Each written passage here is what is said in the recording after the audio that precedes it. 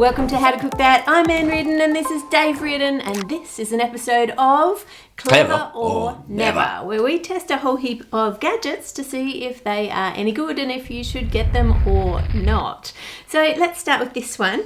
I asked you to get a big fat juicy burger so that we could test this. Sure. This is supposed to make it not be messy when you eat. Okay. Look at that burger. That's a good looking burger right there. Does it even fit? Yeah, it does with a stretch. Go for it. Okay. This is great. I like my job. So far we're getting crumbs, but no drips. Is any juice dripping out of the burger at all? Like, has it caught any if you take it out? Okay, cool. Or was it not a juicy burger? Well, Oh, no. There's Look. a bit. Yeah. There's a bit in there. Can you see that? Take another bite and we'll All see, was it protecting anything from falling or not at all? I feel like okay. Did you just make that drop? No, I didn't actually. It was already on its way. Right. Did you help it? Mm-mm. Oh, look. Okay. So it was actually working. It was stopping all of that juice dripping out of the bottom of the burger. Question is, clever or never? For functionality, I'm going to give it a clever. It works. But for practicality, would you take this with you to a restaurant and use it? Just whip it out of your pocket and I've got my burger drip holder, catcher. So cool. So is it getting a clever or a never? I'm ambivalent halfway because it's kind of clever, but I never use it. Yeah. So what do we do with that? Well, it's functional, but we wouldn't actually use it. So it's getting a one of those. Gadget number 2 is this little thing. Wow, clever. Do you know what it does? No, it looks like it used to be a bottle. It's supposed to go over the top of a can. There you go. Come on. Now you can open and close your can and drink out of it. Who's making this stuff up? Give it a go. They're just inventing issues that aren't problems. But you can close it and you can't close a can. Okay then, let's see how it goes. I've had enough. And put it in the fridge for later. Wow. I actually don't think that's too bad, only because I'm not a big soft drink drinker, so I find a whole can is way too much for me. If this is your jam to put a lid on a can, Anne says, bam. It's clever. You think it's never? Oh, no, I'd give it a clever. I don't mind the concept. And it actually does seal. It doesn't seem to leak at all. What if you knock it? What if you tap it? Oh, there's a drip. There's 2 drips. But they're out of the top. I don't think I screwed it on very well. There we go. Let's try now. Yeah, we've got some drips. If I bang the top of it upside down. Bound to happen. Don't bang it upside down. That's probably partially because we're shaking it and putting pressure from the bubbles. So it's making the top come off. But yeah, apart from that, I still think it's clever despite you trying to sabotage it. Yeah, it was probably operator error. It's itself an ancient Chinese corn popper, but from the research I've done, it was actually originally used for puffing rice rather than corn. But apparently it works for popping corn, so let's give it a go. Now, before we do this, I have to give a warning. It's using an alcohol burner. It gets extremely hot and very loud, so I'm giving you hearing protection and warning that this should not be used by children ever at all. I would not recommend that for safety reasons. It also came with a set of gloves, which I pretty soon realised were not heat-proof gloves. Look at that. It just melts when you put anything hot on it, which is the opposite of what you want. So I'm going to get rid of those gloves and use my own leather gloves. Even if you put heat on leather, it gets hot on the inside, but it doesn't burn a hole through. It doesn't melt onto your hands. So that is far preferable. Okay, so first of all, let's tip the corn in. You put that on. You see how that can easily come off? Yep. You want to turn it until it feels tight and then loosen it off a little bit. But you shouldn't be able to just move it off easily with your hand. Okay. There we go.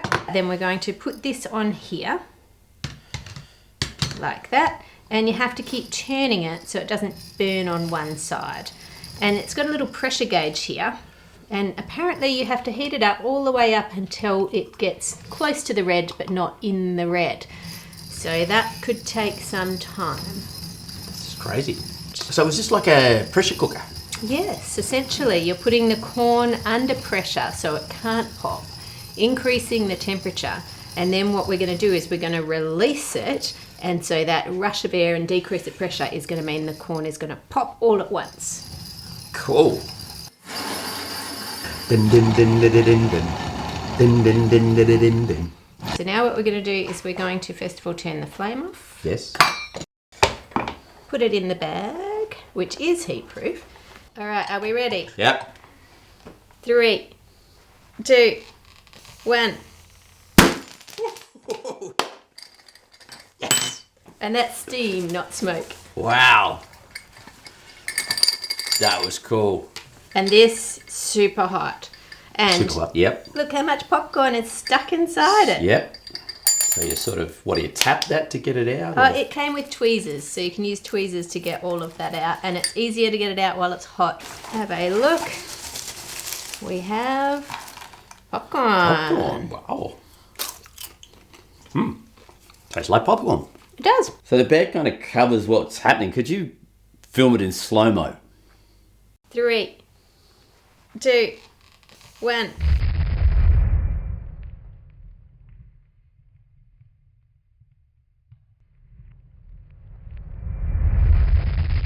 Let's try some wild rice. Yes.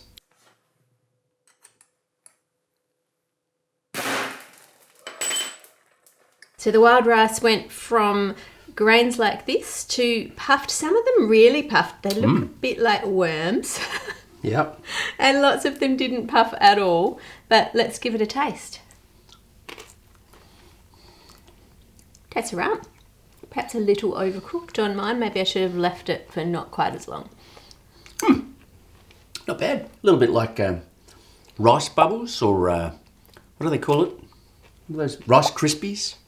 We call it rice bubbles here. Rice bubbles is a good name. A bit like that, but they do look a bit like worms as well, don't they? They do. Maggots.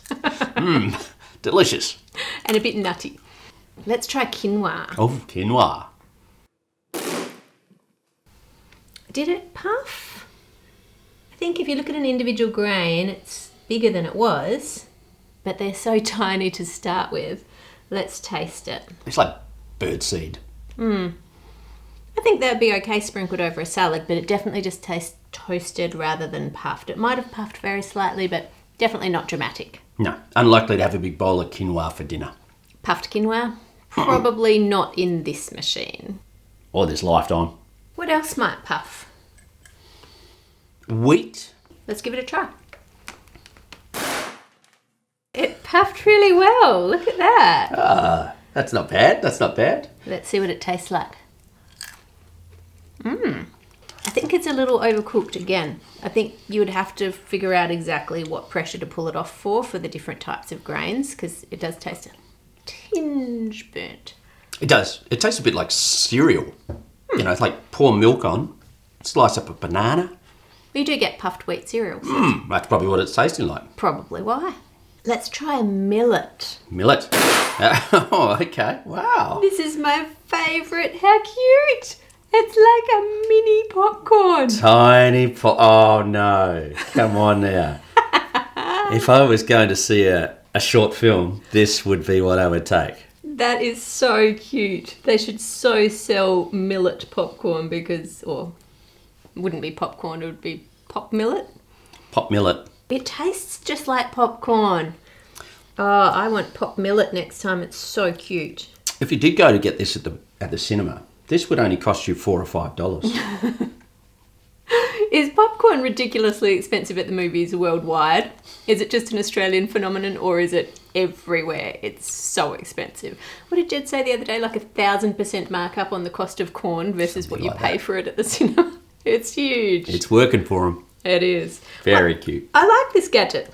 I think I'm going to give it a clever, but Yeah. with a safety warning. It is super hot, under pressure, Definitely not for kids. Wear safety protection and get your own safety protection. Don't just trust what they send with it. All of that is good advice. I also give it a clever. These next two gadgets I thought we'd do together because they have the same function. They are both supposed to protect your fingers from getting cut when you're chopping. Incidentally, if you're chopping, you're not supposed to have your finger sticking out. You're supposed to tuck it under so the blade can go along your knuckle like that and you don't have any risk of chopping your finger. So are you ready? Set, go. Is this a race? Because you're a much better carrot chopper than I am. Not with this weird shield on my fingers, I'm not. I feel like this one did actually work, and it did actually kind of train you to do the right thing because you've got your two fingers there and you have to bend them under. So it's kind of training the correct position of having your knuckle in front of the knife. So it's not actually a bad product in that way. How was yours practically? Peace of mind was at an all-time high. And, add a bonus, I looked really cool. Okay, let's test the functionality of your one. Obviously, this is solid metal, so knife's not getting through it. Ah! It didn't protect the finger at all. Well, I had to saw through it. Like, it would protect from little nicks. I think the only way to do it is to try it. No! All right, fair enough. I'm not that dumb. You can do the outro. 3, 2, 1, go. Thanks for watching Clever or Never with Ann and Dave. Thanks to our patrons. Farewell. Make it a great week. Good outro? That'll be fine.